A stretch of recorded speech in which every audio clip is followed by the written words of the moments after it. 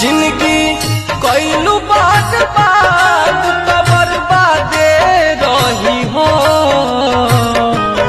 जवान दिल बाड़ दर्द दर्दिया याद रही हो जवान दिल बाड़ दर्द दर्दिया याद रही हो।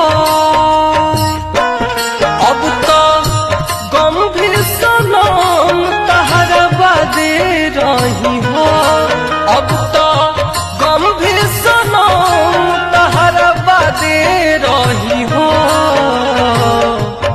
जवान दिल बाड़ दर्द दर्दिया याद रही हो जवान दिल बाड़ दर्द दर्दिया याद रही हो जवान दिल बाड़ दर्द।